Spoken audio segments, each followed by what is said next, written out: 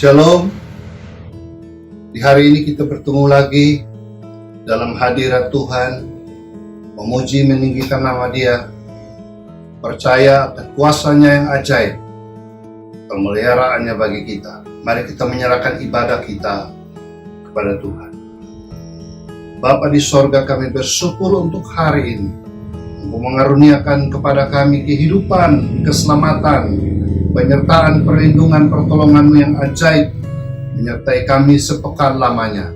Dan hari ini kami datang dengan kesatuan hati kami untuk memuji, memuliakan Engkau, menyembah Engkau, bahkan mendengarkan suara-Mu. Karena itu Bapa, izinkanlah kami datang beribadah kepadamu, dan ibadah pada hari ini boleh jadi di dalam nama Bapa, Putra, dan Roh Kudus. Amin.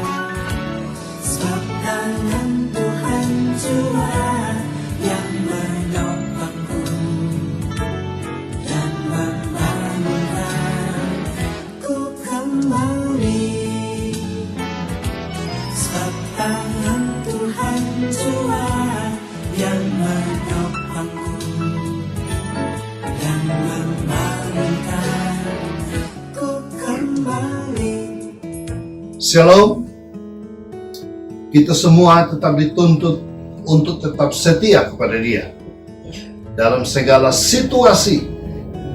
Setia itulah yang Tuhan inginkan bagi kita. Kita semua setia dari hari ke hari, dan sampai pada minggu ini kita semua setia, bukan? Ada sukacita, ada damai sejahtera, ada berkat, ada pertolongan Tuhan yang menyertai kehidupan kita. Nah, pada pagi hari ini saya mengajak kita untuk merenungkan pengalaman hidup daripada jemaat di Smyrna. Salah satu dari 7 jemaat dalam kitab Wahyu pasal 2 dan pasal 3. Tuhan ingin supaya mereka setia kepada Dia dalam segala keadaan. Nah, saudara-saudara yang terkasih di dalam Tuhan Yesus Kristus, sangat menarik bahwa kepada 7 jemaat di Asia Kecil ini, surat ditulis oleh Rasul Yohanes setelah perjumpaannya dengan Tuhan Yesus di Pulau Patmos. Jemaat di Smyrna justru ada kalimat langsung yang diharapkan, hendaklah engkau setia sampai mati. Ya, jemaat yang lain tidak ada kalimat seperti itu, saudara-saudara. Tetapi hanya kepada jemaat di Smyrna dikatakan, hendaklah engkau setia sampai mati. Jadi kita juga mari saudara-saudara di hadapan Tuhan. Tuhan ingin mengatakan kepada kita semua, hendaklah engkau setia sampai mati. Nah, saudara-saudara yang terkasih, ini harapan Tuhan bagi saya, Bapak Ibu dan saudara sekalian. Kalau kita ingin bertanya, tentu, mengapa kita diharapkan Tuhan untuk tetap setia sampai mati? Kita pelajari konteks daripada jemaat Smyrna ini. Maka ada beberapa alasan yang Tuhan harapkan supaya mereka tetap setia sampai mati. Alasan yang pertama, saudara-saudara, mengapa Tuhan mengharapkan mereka setia? Yang pertama, karena Tuhan tahu keadaan mereka. Saudara-saudara, Tuhan tahu keadaan mereka. Ayat yang ke-8 mengatakan, Aku tahu, dan seterusnya. Tuhan tahu keadaan jemaat di Smyrna. Keadaan jemaat di Smyrna ini, saudara-saudara, adalah satu pergumulan yang luar biasa. Tuhan tahu tentang apa? Di sana pertama dikatakan, Aku tahu kesusahanmu. Tuhan tahu kesusahan jemaat di Smyrna. Dan kedua, keadaan kemiskinanmu. Ya, Tuhan tahu kesusahanmu, Tuhan tahu kemiskinanmu. Namun engkau kaya, dan fitnah mereka yang menyebut dirinya dan seterusnya. Ada fitnah yang disampaikan kepada jemaat di Smyrna juga. Tuhan tahu keadaan itu, saudara-saudara. Dan di situ juga dikatakan loh, jangan takut terhadap apa yang harus engkau derita.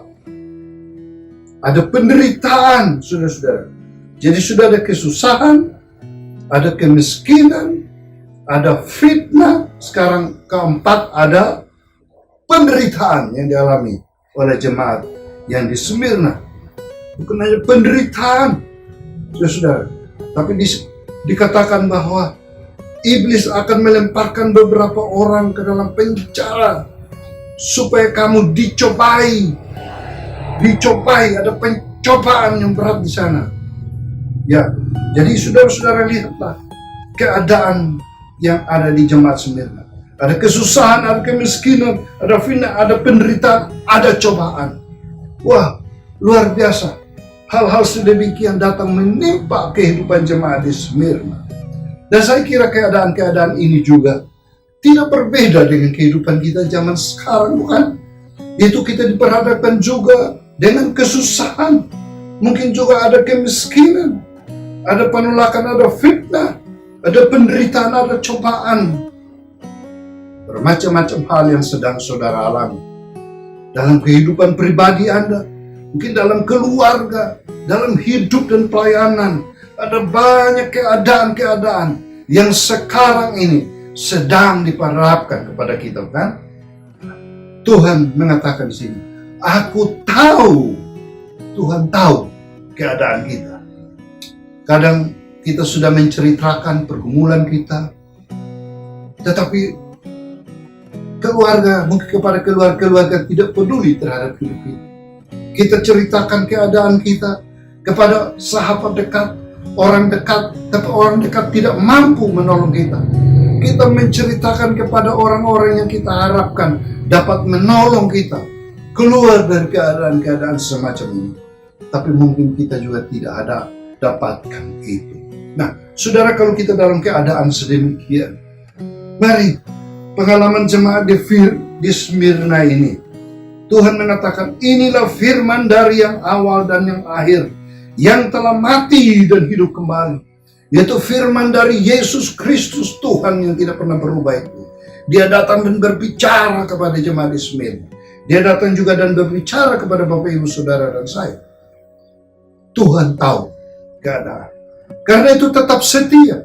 Tetap setia karena Tuhan tahu, saudara-saudara. Menjadi pertanyaannya, apakah Tuhan tahu dan Tuhan menutup mata? Apakah Tuhan tahu dan Tuhan diam saja? Apakah Tuhan tahu dan Tuhan tidak berbuat apa-apa? Oh tidak, saudara-saudara. Tuhan katakan engkau tetap setia. Aku tahu, itu berarti Tuhan akan menolong. Tuhan akan memberikan solusi. Tuhan akan memberikan jalan keluar tepat pada waktunya. Tuhan izinkan kita menghadapi keadaan-keadaan sedemikian untuk menguji kesetiaan kita kepada Dia. Saudara-saudara, ada banyak orang berubah setia ketika diperhadapkan kepada kesusahan, kemiskinan, penderitaan, cobaan-cobaan hidup yang berat. Mereka tidak menjadi setia lagi. Tuhan Yesus telah punya pengalaman itu secara luar biasa. Ada cobaan, saudara-saudara. Berwaktu dia dicobai oleh iblis, dia memenangkan, dia setia kepada Bapaknya dan dia tidak mau menyangkal keberadaan Bapaknya.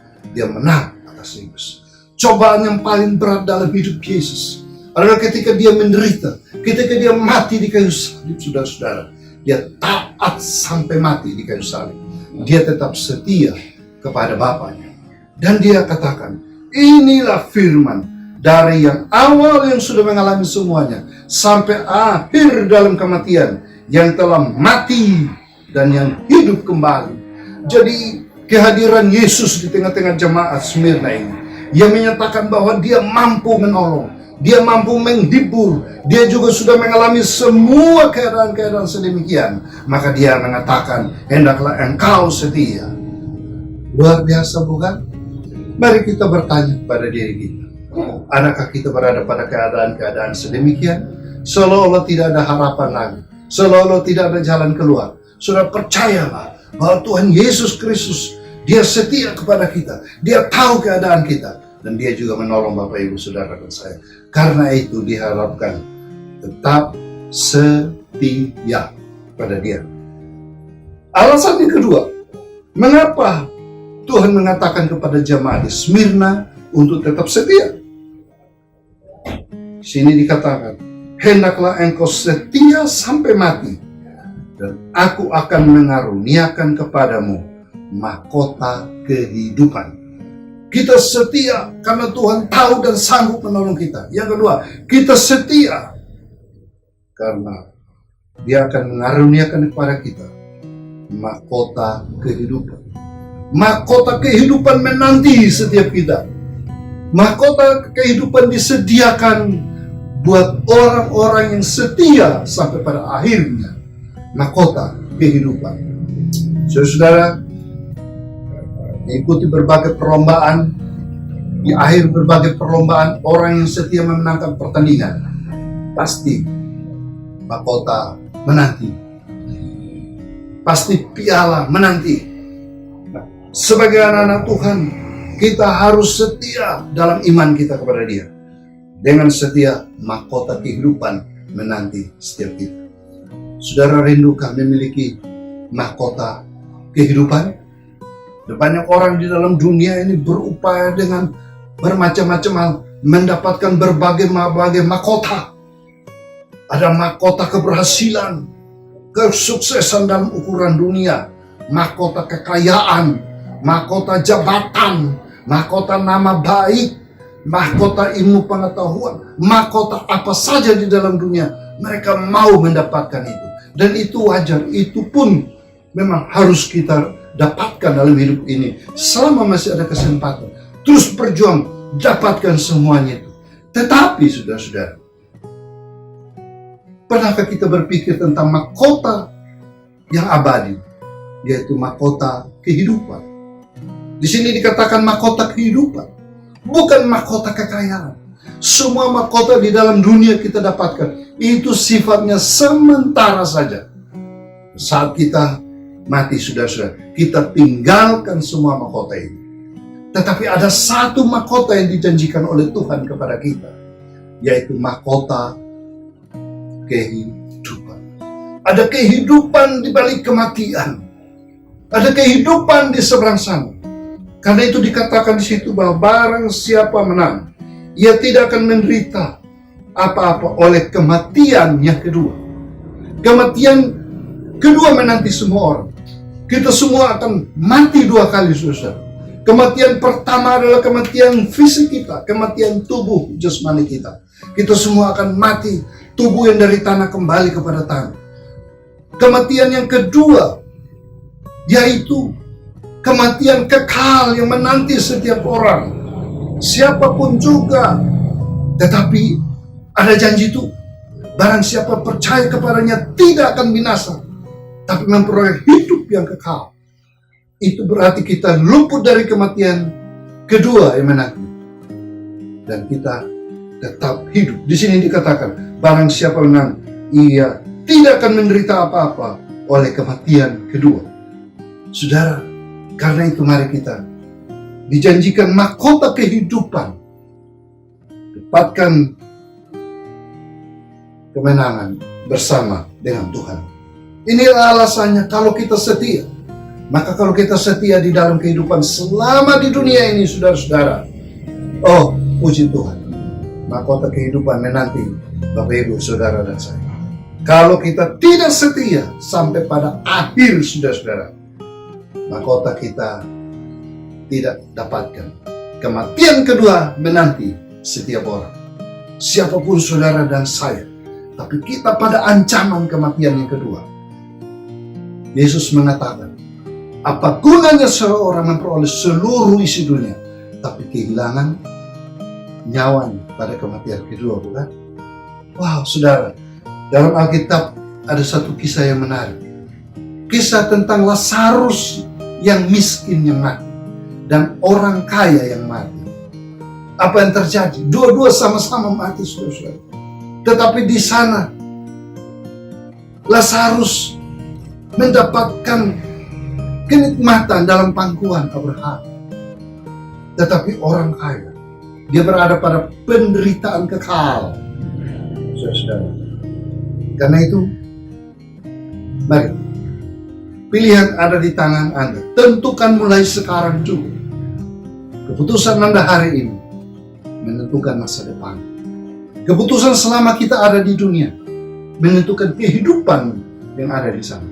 Karena Tuhan tahu keadaan kita masing-masing. Inilah kesempatannya selama di dunia. Mari kita ambil keputusan dan bertobat. Inilah kesempatan di dunia. Mari kita ambil keputusan untuk tetap setia kepada Tuhan. Sekalipun ada ancaman, kesusahan-kesusahan, penderitaan-penderitaan, fitnahan-fitnahan, cobaan-cobaan yang berat. Tuhan tahu keadaan. Tetap setia sampai akhir. Amin.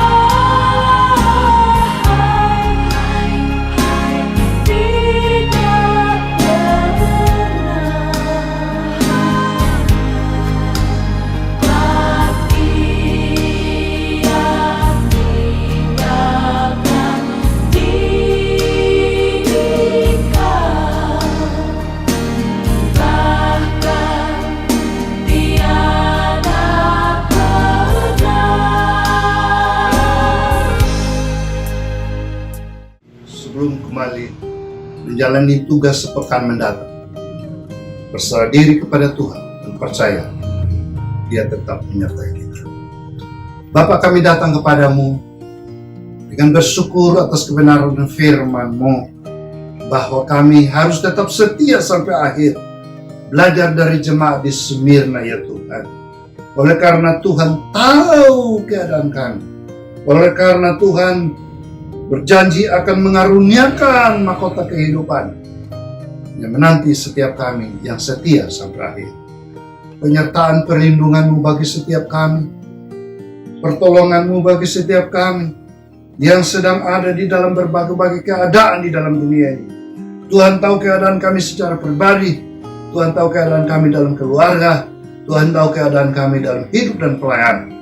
Kami berserah diri ke dalam tangan-Mu. Dan kami percaya kalau dalam sepekan mendatang, bila Tuhan berkehendak, ada mujizat-mujizat yang terjadi, ada uluran-uluran tangan Tuhan, ada pertolongan-pertolongan Tuhan yang nyata, ada jawaban-jawaban doa. Kami berdoa di dalam nama Yesus itu boleh terjadi. Yang susah boleh dihibur, dikuatkan. Yang terjatuh akan diangkat dan ditolong oleh Tuhan. Apapun rencana Tuhan yang baik, Engkau tahu, Engkau dapat memberikan yang terbaik bagi hidup kami. Karena itu kami berserah diri kepada Tuhan. Hari ini juga kami ambil keputusan untuk bertobat. Keputusan untuk tetap setia sampai akhir hidup kami ya Tuhan. Penyertaan-Mu bagi kami, dimanapun kami berada saat mendengar firman Tuhan ini. Terima kasih ya Bapa di sorga. Situasi kami yang ada di Indonesia khususnya, berdoa supaya pertolongan Tuhan tetap menyertai kami, diluputkan dari cobaan COVID yang belum berlalu ini. Hikmat Tuhan menyertai kami maupun pemerintah kami dan berupaya bersama-sama untuk mengatasi cobaan yang berat di tengah bangsa ini. Perlindungan penyertaan Tuhan kami memohon untuk setiap hamba-hamba Tuhan yang setia melayani, baik di kota besar sampai pada pelosok-pelosok desa dimanapun berada. Tuhan menguatkan iman mereka. Dan kami akan kembali menjalankan tugas kehidupan sepekan mendatang dimanapun kami berada. Berkat Tuhan tetap menyertai kami. Karena kami percaya bahwa umur panjang ada di tangan kanan Tuhan. Kekayaan, kehormatan, kemuliaan ada di tangan di tangan kiri Tuhan. Itulah yang akan menyertai dan memberkati kami. Bila kami pulang dengan membawa berkat-Mu ya Tuhan, kasih sukacita damai yang asalnya daripada Allah Bapa, anugerah dalam Tuhan Yesus Kristus, penyertaan oleh Roh Allah yang kudus, menyertai kami sekalian dari sekarang sampai selama-lamanya. Amin.